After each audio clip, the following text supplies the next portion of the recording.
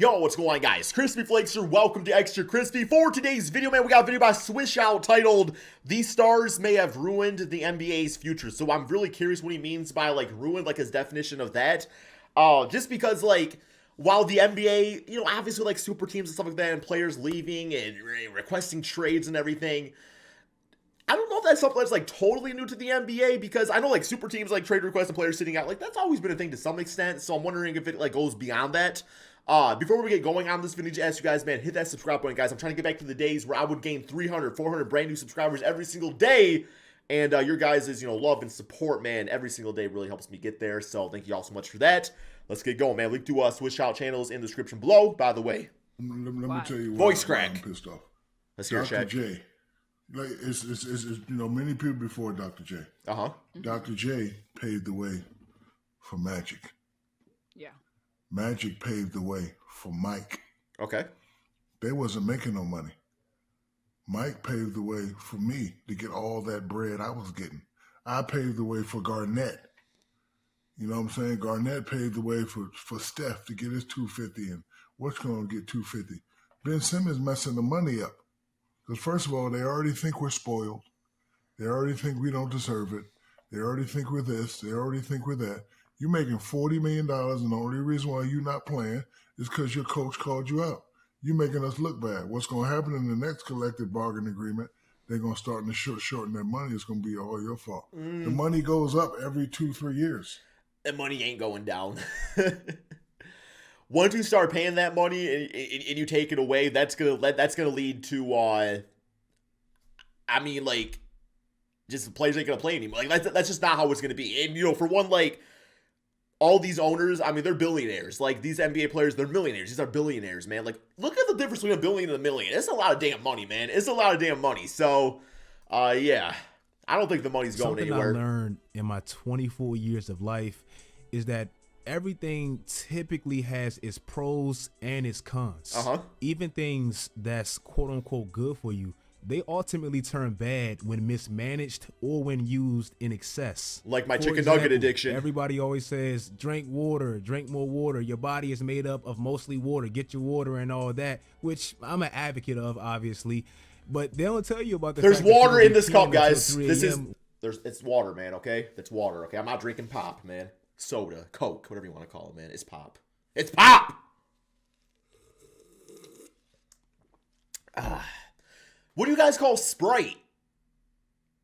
Like, do you call Sprite Coke? Like, I want a Coke. Like, what does that even mean? Like, okay, if you ask for a Coke and you get mad because it's not a Sprite, I don't get that. I don't get it. When you do that, like, everything typically has its downsides as well. I'm not trying to jinx it, and bro, I pray to God that it doesn't happen, but I have a very scary feeling that after this CBA agreement expires in 2024, we're headed towards a possible lockout. That is the word I was looking for, man. Like, look, like 30 seconds ago, I was kind of like, what am I trying to say? What am I trying to say? Yeah, lockout. That's the word I was looking for, man. I was thinking embargo. That's a term I heard in social studies class. Embargo, right? That's a thing. That's a word. That's a history word. All stems from something that was initially good turning into something detrimental once it got abused. The NBA's player empowerment, bro, is definitely something that I appreciate, and one of the reasons why I root and support the NBA more than any other league. They actually care about what their players feel, and they take it into consideration, obviously. Entertainment wise, bro, I love the NFL.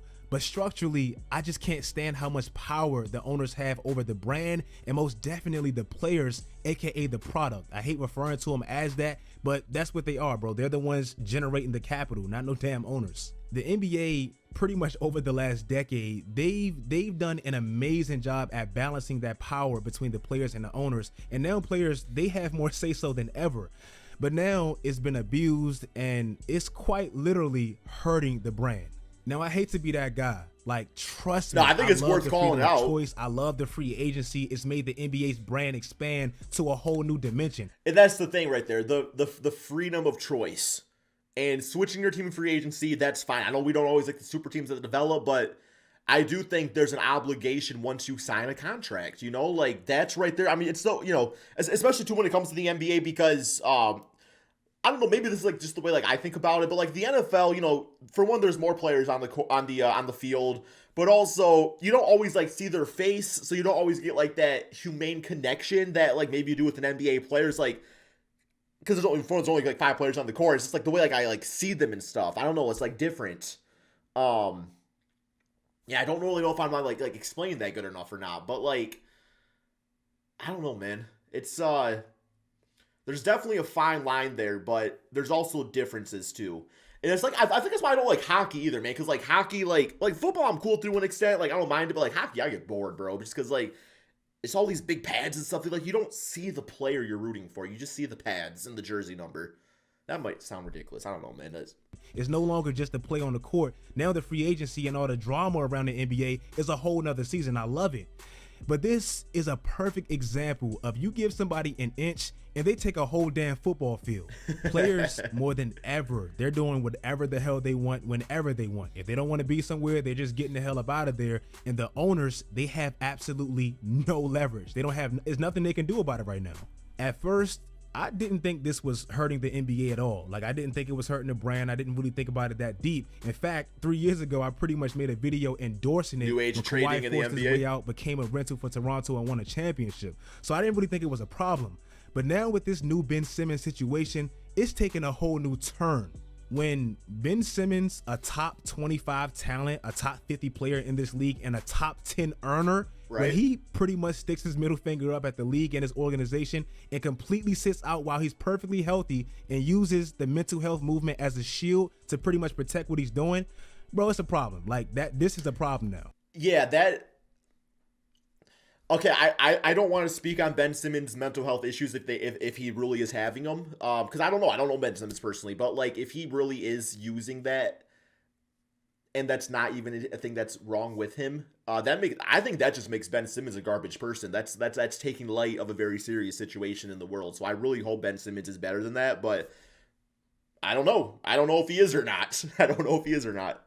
About 3 years ago, Steve Kerr complained about this, and he actually warned the NBA of this new trend when Anthony Davis did this exact same thing to New Orleans. Pretty much Steve Kerr's point was that contracts, they don't matter anymore in the NBA. Like all that does is solidify that you're going to make that specific amount of money for that specific amount of time.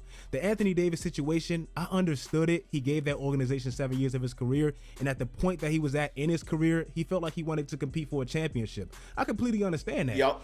But from the owner's standpoint, I understand it as well. In 2015, they made this man the highest paid player ever, and it meant nothing. And bro, this didn't just start with AD. This has been a consistent trend for the last 5 seasons. Is it perhaps maybe that Supermax contracts are kind of like working the opposite of the intent? Because I think initially like the Supermax was a way to like, okay, hey, like that's a way to keep, especially like a small market player and stuff like that, like in a small market, right? Like that's a way to keep them there. But what's happening is these players are getting their max money and then they're just holding out. So it's like they're waiting to make all that money and then they're gonna sit out and request a trade. So maybe it's a case of, okay, you can request the trade, but that Supermax contract, the additional, funds that you get with that, maybe it goes away when you get traded to a different team or request a trade maybe. I think if you're just naturally traded, I don't think you should get affected by that. But if you request the trade, maybe there's like a clause in there saying, all right, you don't get the Supermax money anymore. Like it's back down to the standard max contract. Does that make sense? Maybe not. In 2017, I don't have a good solution. We basically had 2 of them. Paul George, who didn't really abandon his franchise. He did his respectfully, privately, and they kind of mutually split. And another player, another star who literally blackmailed his franchise into trading him, Kyrie Irving. Reports came out that this man Kyrie threatened to have season-ending knee surgery if Cleveland didn't trade him, knowing that LeBron was on his last year contractually in Cleveland, so they had to maximize that last year. They just couldn't waste that year without Kyrie, right, if he ultimately leave, which he did.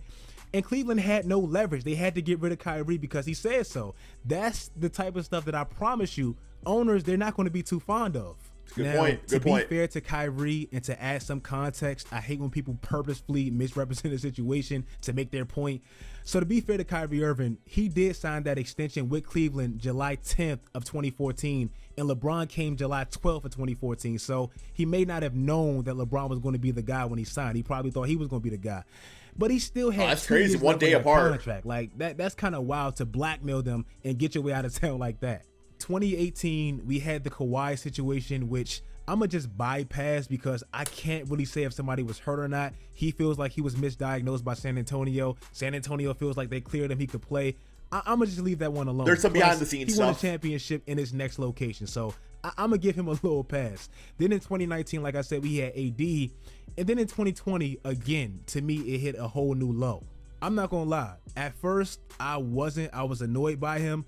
But right now, I am genuinely happy for James Harden simply because I love seeing good basketball that works, and stars having the best chance to maximize their championship window. I love it. So I'm happy. Yeah, and like with James Harden too, I mean, the Nets situation was very unorthodox. I mean, for one, Kevin Durant's injuries, but like, with all like the COVID stuff, I mean, James Harden went there to play with Kyrie Irving and Kevin Durant. Like, if Kyrie's not playing every single game, that puts James Harden, his aspirations as wanting to win a championship, in jeopardy. Yeah, I don't really have an issue with James Harden leaving the Nets. He when he signed the contract, he signed with it based off a different stipulation. And it was an anomaly too, because, if it was a case where like, all right, like James Harden signed and then Kyrie Irving had a bad injury and was out for the season, that's different in a sense, because like you can't really control that. But I mean, this is based off like Kyrie Irving, like his choices and everything like that. So happy for James Harden right now. And matter of fact, this man is Mr. Remind You. Look at his last 3 debuts with his new teams. He always reminds you how good he is. Like, he always does that when you think he's fat, out of shape, whatever. That's what James Harden does. Beast out Philly. But I still can't stand how this man did Houston. Like, he did them dirty. Mind you, this isn't like a LeBron situation when he got drafted by Cleveland, or a franchise that drafts a star and never builds around him. No. This was a franchise that literally treated this man like a king, and I mean from the start. First of all, just to add some context, he got traded to Houston in 2012 when he was having that contract with OKC. Love that shot. Love that shot. Offered him around 4 years, $52 million. He wanted around 4 years, $60 million, and that's pretty much why he got traded.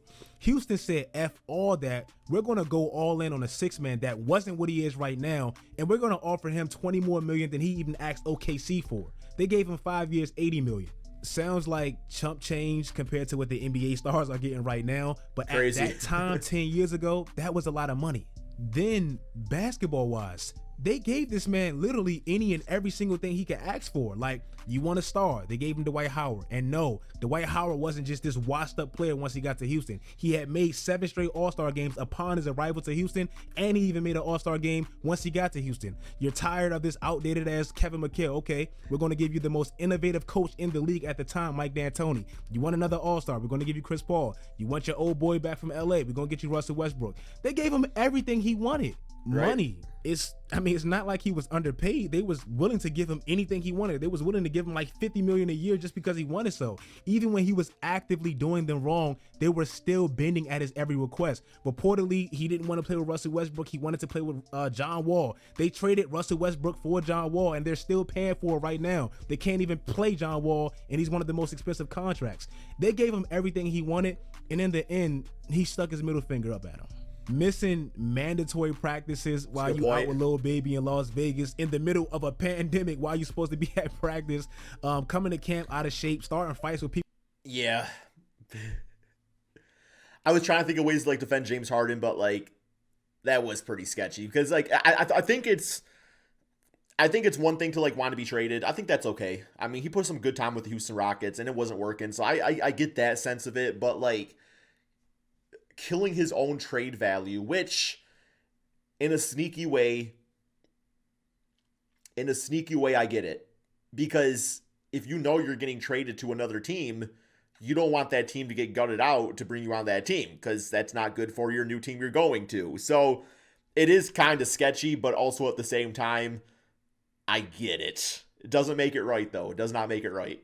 people at practices, not getting along with John Wall and DeMarcus Cousins, who I guess they said you wanted. I don't know if that's true or not, but that's what the report said. I mean, you just did them dirty and they gave you so much. How could you do that? Even LeBron, one thing I respect about him, even though he did start this new free agency movement, he always respected his contract and respected his franchises. He never did teams like James Harden did his. Then Ben Simmons, bro. That's the 2021 one. We had 2020 with James Harden. Ben Simmons is 2021, 2022, 5 straight years. This has to be the most entitled, selfish, baby-fied player I've ever seen in my life. Like Ben Simmons is. I'm so glad that Shaq said it first, so I don't have to. Like he explained it perfectly. Ben Simmons is the definition of fumbling the bag. And I ain't talking about fumbling his bag. If he want to lose money, cool, do you. I'm talking the definition of that is Dennis Schroeder, unfortunately. About the players after you. Like Shaq said, owners, they're greedy, bro. They want to keep their money. Don't think that they want to share all this money. Like, they want to keep their money. They don't want to pay you what you're getting paid right now. The 2011 lockout, that should have... Which is its own issue in its own right. I told you that. The NBPA fought tooth and nail to get you what you're getting paid right now. And now you have this selfish dude that comes in, pretty much says F the money, and now when they have their 2024 CBA agreement and they have to renew the contract, they're going to try to reconstruct things to fix the BS he's actively doing right now. Like I said, bro, just selfish.